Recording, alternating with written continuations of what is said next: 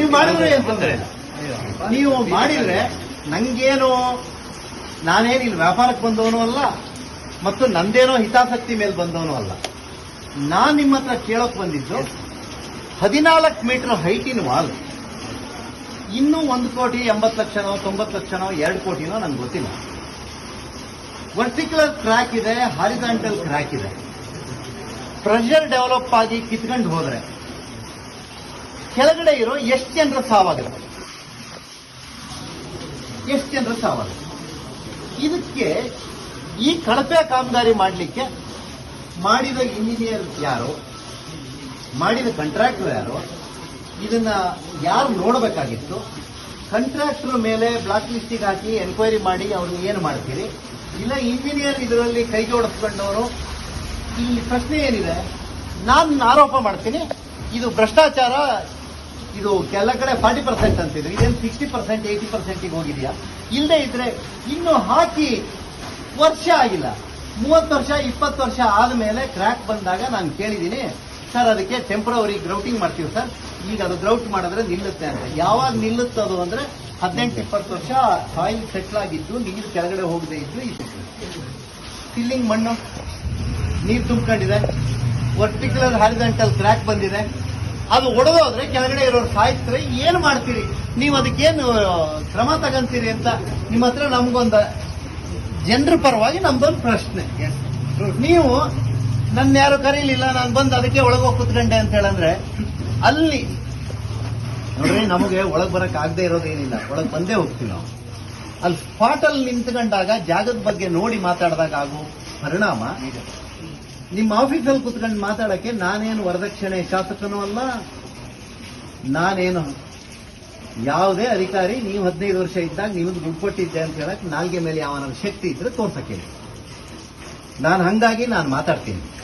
ನಂದು ನಾಳೆ ಬೆಳಿಗ್ಗೆ ಸತ್ರ ಏನು ಮಾಡೋ ಜನ ಅನ್ನೋದು ಇವತ್ತು ಈ ಕ್ಷಣಕ್ಕದೇನಾದ್ರು ನಿಮ್ಮ ಅನುಭವ, ನೀವು ಟೆಕ್ನಿಕಲ್ ಇದೀರಿ, ಇಂಜಿನಿಯರ್, ಎಕ್ಸಿಕ್ಯೂಟಿವ್ ಇಂಜಿನಿಯರ್ ಇದೀರಿ, ಕೆಳಗಡೆಯಿಂದ ಕೆಲಸ ಮಾಡ್ಕೊಂಡ್ ಬಂದಿದ್ದೀರಿ. ಈ ಪ್ರೆಷರ್ ಜಾಸ್ತಿ ಆಗದೆ ಇದ್ರೆ ಕ್ರ್ಯಾಕ್ ಬರುತ್ತಾ? ಬಂದಿರೋದು ಆ ಪ್ರೆಷರ್ನ ಸಸ್ಟೈನ್ ಮಾಡ್ಕೊಳ್ಳದೆ ಓಪನ್ ಆದ್ರೆ ಏನ್ ಮಾಡ್ತೀರಿ? ಓಪನ್ ಆದ್ರೆ ಬರೀ ವಾಲ್ ಹೋಗ್ತಾ ಇಲ್ಲ ಕೆಳಗೆ, ನೀವು ತುಂಬಿದಿರಲ್ಲ ಇಲ್ಲಿಂದ, ಅಷ್ಟು ಮಣ್ಣು ಜೊತೆಲಿ ಸೇರ್ಕೊಂಡು ಹೋದ್ರೆ ಕಮರ್ಷಿಯಲ್ ಮಣ್ಣು, ಕಮರ್ಷಿಯಲ್ ಮಣ್ಣು, 2,000 ರೂಪಾಯಿ. ಅದ್ರ ಪರಿಣಾಮ ಏನ್ ಹೇಳಿ?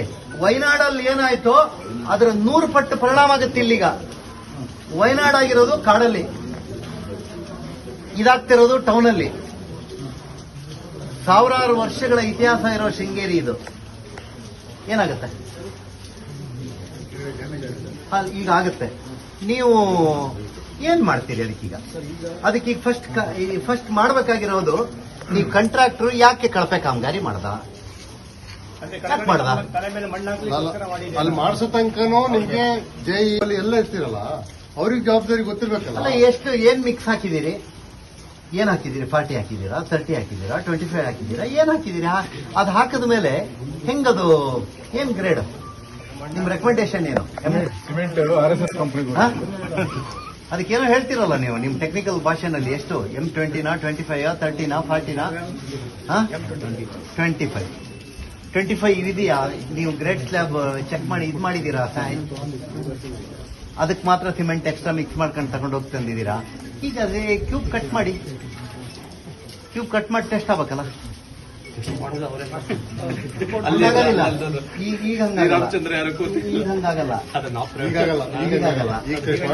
ಟೆಸ್ಟ್ ಮಾಡಿದ್ಮೇಲೆ ನಾವೊಂದು ತಗೊಂಡೋಗಿ ಎಲ್ಲಾರು ಕೊಡ್ತೀವಿ. ನಾವು ಕೊಡ್ತೀವಿ ಅನ್ನೋದಷ್ಟೇ, ಇಲ್ಲಾರ ಅವರೇ ಅಲ್ಲ. ಶ್ರೀರಾಮಚಂದ್ರ ನಾವು ಮೇಲ್ ಬಂದು ನೋಡ್ತಾ ಇದ್ರೆ ಅವಾಗ ಒಂದು 3 ಅಡಿ ತೆಗೆದಿರ್ಬೋದು. ಫೋಟೋಸ್ ಎಲ್ಲ ಇದೆ, ಪಾಯ ಎಲ್ಲ ಇದೆ. ಹೇಳಿದಕ್ಕೆ 40 ಅಡಿ ಬರುತ್ತೆ. ಅದಕ್ಕೆ ಸಾಕು ಕಳಿಸಕ್ಕೆ ನಮಗೆ ಬಂದಿರೋದೇ ಎಷ್ಟು, ನಾವು ಮಾಡೋದು ಅದಕ್ಕೆಲ್ಲ ಇಂಜಿನಿಯರ್ಸ್ ಇದ್ದಾರೆ, ಅವ್ರು ನೋಡ್ತಾರೆ, ಅವ್ರ ಪ್ರಕಾರ ಮಾಡ್ತಿರೋದು. ಅವರೇ ಬಂದು ನೋಡ್ತಾರೆ ಅಂತ ಇವರು